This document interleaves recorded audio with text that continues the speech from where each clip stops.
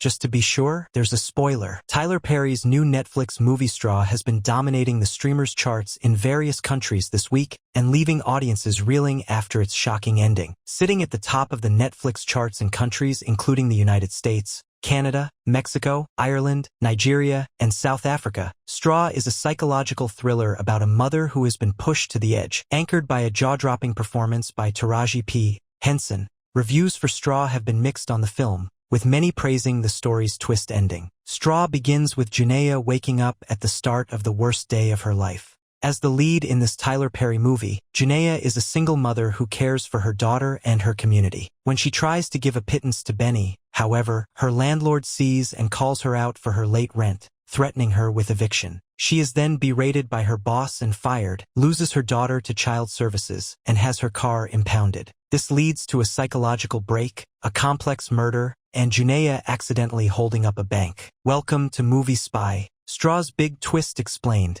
Junaiyah's daughter Aria was dead. How the movie teased it. The biggest twist in Straw occurs near the end of the film, where, before leaving the bank, Junaiyah receives a call from her mother, Dolores. In this call, Junaiyah cries about the importance of her daughter, Aria, which leads to Dolores reminding her that Aria passed away in the hospital the night before.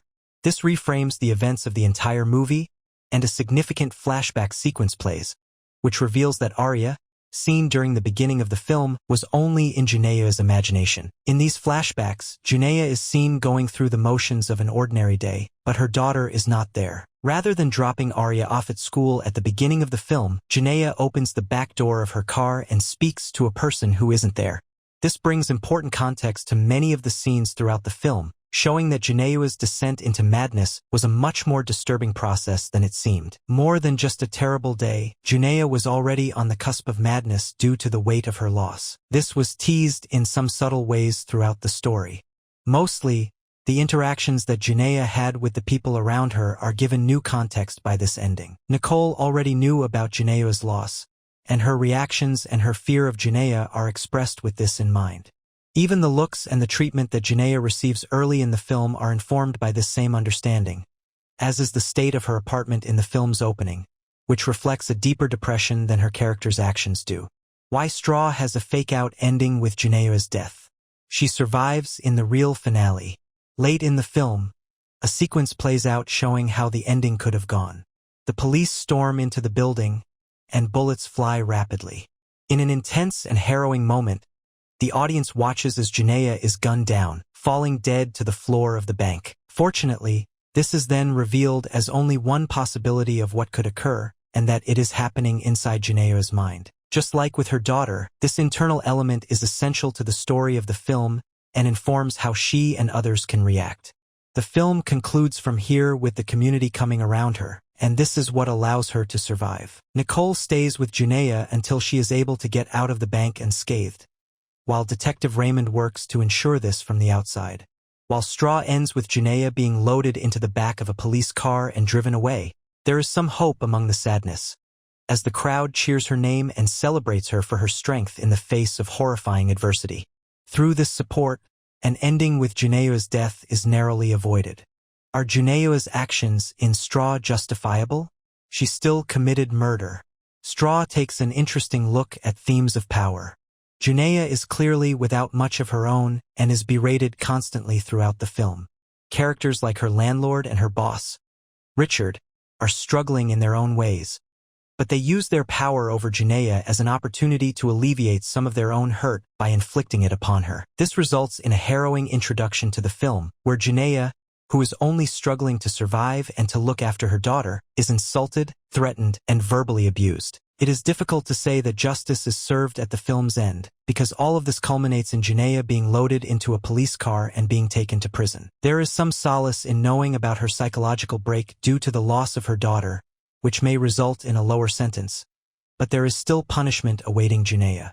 Understanding these legal structures, it becomes clear that what Straw is about, as explained by Tyler Perry to Netflix, is less the result for Junaiyah and more about allowing underrepresented people to escape from being silenced. There are some other important factors to consider, however. Most importantly, with the police officer who ran Junaiyah off the road at the beginning of the story. He uses his institutional power to protect himself when her car is being impounded and even threatens her. This leads to the other officer hiding his actions. Fortunately, both of them are found out by the end of the story, due to Junaiyah speaking up, and it appears that some kind of justice will be administered. Why Junaiyah becomes a symbol to others. Raymond, Nicole, and the crowd are on her side. There are some positive outcomes that result from Junaiyah's actions. This can be best seen in the character of Nicole, played by Sherry Shepherd. Near the beginning of the film, Junaiyah attempts to withdraw money from her account and finds some difficulty with Nicole due to bureaucratic processes that must be followed. Nicole clearly does not wish to antagonize Junaiyah and even expresses a level of care towards her, but does not take the initiative to help her more directly. Nicole's character then evolves throughout the film. When the bank is first locked up and the gun is drawn, Nicole is first driven by fear, believing that the science project in Junaiyah's bag is a bomb, but this slowly changes. Nicole reflects on her own motherhood and the difficulty of performing those tasks even with a loving husband beside her to support her. She sees in Junaiyah's desperation something that she could so easily become, and this makes her feel deeply for her. The two women form an important bond over this. Other characters seem to feel the same in the movie.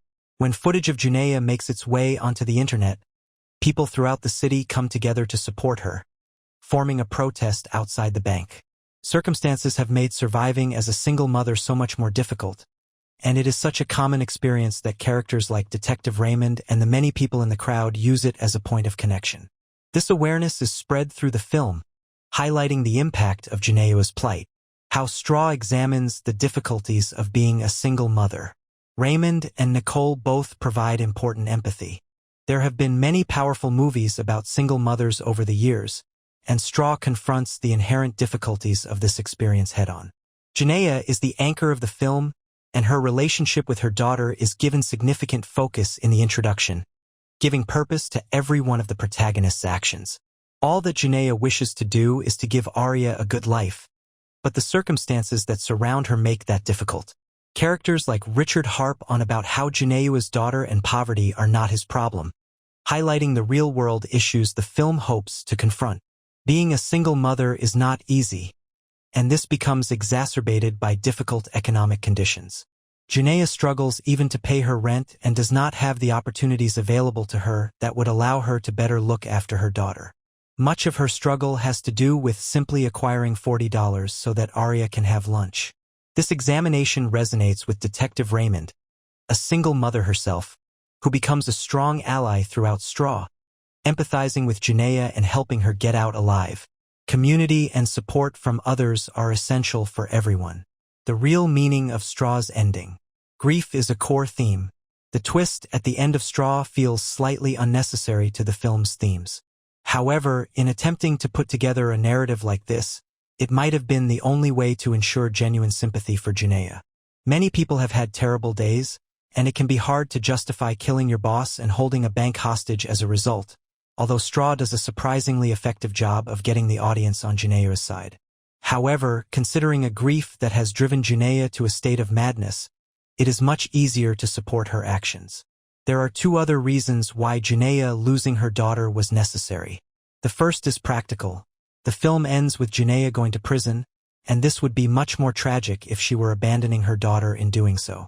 While Junaiyah speaks with Nicole earlier in the film about taking Aria until she gets out, Nicole does not seem to have the capacity to do so, reiterating the film's themes about the difficulties of motherhood. Without the loss of Aria, the film's ending would be tragic in a different way, setting up the daughter for a difficult life. Thanks for watching.